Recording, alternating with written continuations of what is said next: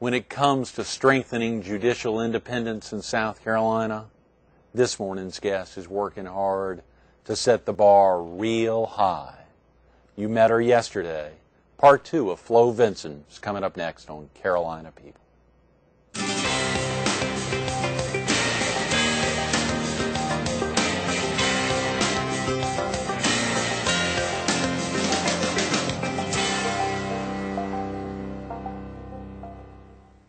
Good morning. Welcome to Carolina People. This morning we're at Garden City Furniture at 2444 Highway 17 Business in Garden City. We're on part 2 of strengthening judicial independence in South Carolina. And we're visiting with Flo Vinson, the president of the South Carolina Bar and a trial attorney in Florence. Good morning again, Flo. Good morning. Thanks for coming back in. Thank you for having me again. Particularly excited that today's the day you're flying up to New York to attend the American Bar Association meeting, which we talked a little about yesterday. That's right. And the excitement to be up there representing the entire state of South Carolina as the president of the 13,000-member South Carolina Bar, which is tremendous. I'm very excited about that. Learned a lot about strengthening judicial independence yesterday. Obviously, for viewers who didn't catch it yesterday, we want to go over a couple things. Of course, folks can go online to carolinapeople.com and watch your part 1 because you really did highlight some of the very important aspects about what the bar is doing in the area to really help strengthen judicial independence. But for viewers who may not have caught it yesterday, real quick about yourself. Are you originally from the area? I am. I was born and raised in Florence, South Carolina. Went to College of Charleston for my undergraduate degree. Having a degree in political science, I then had to go to law school and had the pleasure of going to law school at the University of South Carolina in Columbia. Right. Clerked 2 years for the South Carolina Supreme Court for Judge David Harwell, and then returned home and entered the practice of law in Florence. We talked a little bit about yesterday. I think you said 3 of your 4 brothers are also attorneys. That's correct. Very exciting. Did you all ever think about practicing together, the 4 of you all getting together, the Vinson Lester law firm? Or? But my two oldest brothers, Ken and John, did practice together for a few years. Just like I said, my one brother was in the Air Force for quite a while. One brother was in the FBI for a while. So we were just scattered by geographical differences. And then Dickie settled back along the Grand Strand. I'm in Florence, especially with my husband having the judgeship in the 12th Circuit. That we're pretty much staying there. And then have the brother in Columbia. Right. So it still could happen way down the road, but not in the foreseeable future. That's correct. Very exciting hearing you talk yesterday about the South Carolina Bar and clearly how folks coming out of law school essentially after they pass the bar really become members of the bar. How does one become the president of the South Carolina Bar? Just what does that take? That must be a big deal. I'm very honored and humbled by it. Basically, it's generally persons who have been very involved in the bar, different activities over a fairly long number of years. And we then have a nominating committee that's comprised a large portion of past presidents of the bar and then other representatives, and they propose a slate of officers. You actually run to be the secretary of the bar, then you run to be the treasurer, and then you run to be the president-elect, and then if you're president-elect, then the following year you automatically become the president. How exciting. Yes, very exciting. Well, of course, and for you having to travel all over the state now and essentially get out to highlight big topics and to travel around the country. I mean, the opportunity to fly to New York today, but in any numbers of venues, you're really out there to make sure folks know not only about strengthening judicial independence, but lots of other topics that the bar is having to get the word out to the viewing public or to the public at large. Yeah, I think, obviously lawyers tend to get the short end of the stick sometimes or the butt of the jokes, but in my opinion, there's always going to be a few bad apples in any barrel, but by and large, the attorneys in general and attorneys in this state are really outstanding people that are the coaches of the Little League ball teams, and they're on the boards and of their community, of their churches and civic organizations. We are really lucky to have the quality bar that we have here in this state. Very definitely. Let's talk a little bit. Clearly, we went into it yesterday. Just before we break into some of the key questions, strengthening judicial independence. What exactly is judicial independence? What's the importance of it? Greg, it's just the idea of the very basic fabric of our constitutional framework of having three independent branches of government, and the judicial needs to have as much independence as would the executive or the legislative in order for our checks and balance system to continue to work properly. Unfortunately, in recent times, the judiciary has come under attack when persons or groups of persons or special interest groups may not like a ruling on one particular case. Right. And they tend to direct their negative thoughts about that ruling either on the judiciary as a whole or even sometimes on the individual judge that issued the ruling.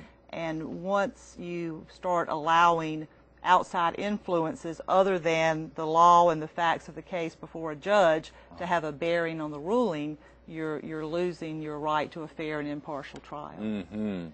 Just taking out, I've got to ask that question. Clearly, if you weren't here representing the South Carolina Bar, I mean, there must be times where an attorney is not happy with the judge's ruling and would like to think, golly, that judge didn't side necessarily for the right, but instead for his or her own personal thing. I'm sure at times it must cross your mind, albeit at the same time, or maybe it doesn't. Maybe it doesn't cross your mind. I assume most people would cross their mind.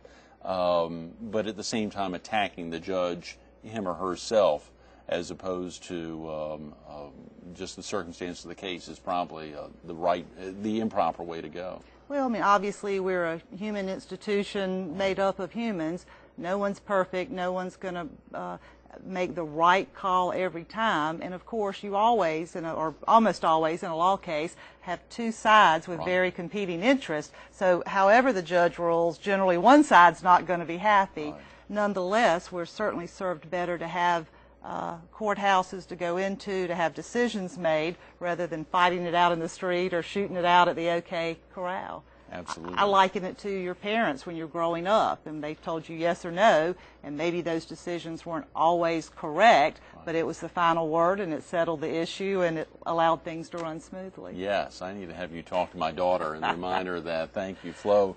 That's just the basics of it. Some ways that judicial independence has been threatened in South Carolina. Can you give viewers a couple of examples of maybe ways that it's really gotten the South Carolina Bar interested enough to get you out talking about it? Right. On a national level, I think you have seen, again, tends to be special interest groups, and it's understandable that everyone has their own cause or view and wants to, support that and further it. But if a judge makes a ruling and it's not maybe what they would have chosen, and oftentimes they really are not intimately familiar with the facts and law of that one case that was before the judge. Nonetheless, they talk about, oh, that's an activist judge and he's making up the law, these types of comments, when really nothing could be further from the truth. He or she is applying the law as it's set by the legislature and interpreted by the United States Supreme Court to the set of facts in front of them.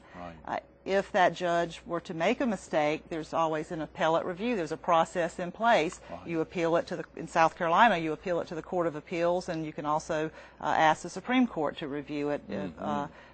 So that's the correct mechanism for dealing with a mistake, not lambasting the judicial system or the individual judge. Individual judges, sure.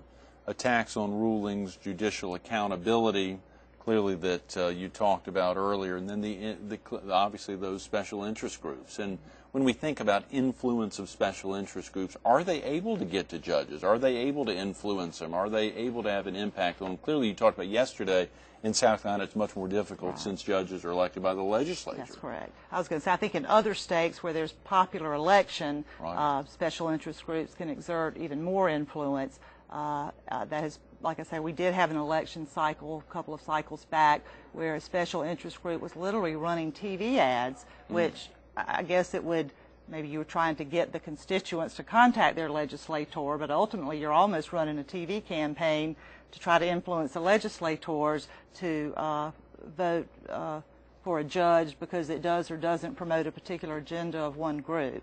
And that was, like I say, the bar was very upset by that, and fortunately that has not occurred since then. One of the committees that I saw, one of the many committees that you serve on or had previously served on prior to your role as president, may serve on concurrently, is the media advertising or advertising for attorneys. Share with viewers a little about some of the things that you all go through as the 13,000 attorneys statewide, and thinking about not necessarily holding others accountable, but just what are there examples of what are some of the things the committee does? Thank you, Greg. It's a great question. I think lawyer advertising has been a hot topic, and interestingly, probably a hotter topic in the legal community than without. The Chief Justice set up a commission or task force to study that issue. The court is our disciplinary and governing body that can set our rules and parameters. Obviously, they have to do so within the Constitution. We obviously don't want to violate anyone's First Amendment right to free speech. The legal community just feels strongly that ads that are less than becoming or professional tend to debase not just the particular firm or lawyer that's being advertised, but to sort of give the public a bad feeling about the profession as a whole. And I don't know the numbers, but I would venture to say I know it would be less than 5%, maybe less than 1% of attorneys that have TV advertising, and yet the entire profession gets sort of painted with that brush. Sure. So it's a balance of letting the people have their First Amendment rights within your profession, but trying to limit it and keep it within the bounds of dignity and truthfulness that we would expect of one another. So there's some types of TV advertising, for instance, that would be better than others, or would it be virtually any TV advertising is not? Or is it the same thing with Yellow Pages, ads? Is that an issue? Or I'm just trying to think about what some examples are of, I'm sure there must be some. It's kind of the pornography thing in the Supreme Court. Yeah. You know it when you see it. Really, it has been the television advertising that has generated the greatest amount of controversy. I guess because that is something that's put out there, and people are going to see it whether they choose to or not. Motion, yeah. At least with the Yellow Pages, someone has chosen to look it up and go there. And it's just the feeling among the great majority of the bar that any advertising, television or otherwise, should be done in a dignified manner. And to protect the consumer, we want to be sure that what's being stated is factually accurate and not misleading. There's a big issue that I know you all, as you said, oftentimes some issues are more important to attorneys, but a lot of people have been talking about holdover magistrates. Share with viewers a little bit about that issue, and it's recently clearly been in the media, but how has it impacted judicial independence, if at all? Yeah, another great question.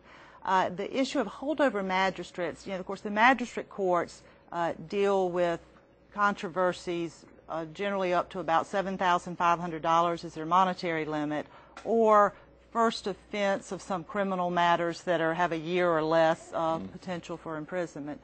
And although it's sort of small claims court maybe would be a way to describe it, probably more citizens end up contacting the judiciary or the court system in the magistrate's court, percentage-wise, than the rest of the court.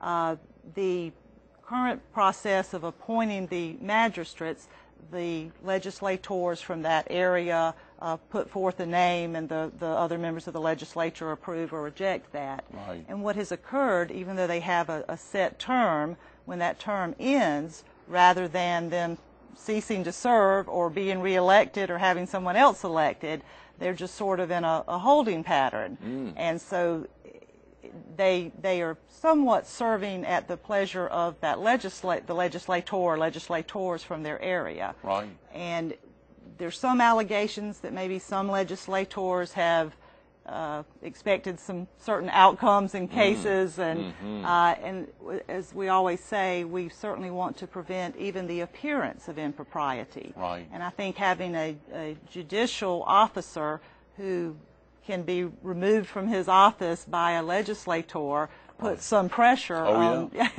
his or her decisions in cases. So the bar is very much in favor of ending that practice. We have our House of Delegates meeting 2 years back, voted on that, and agreed that that's a practice that we think should come to an end.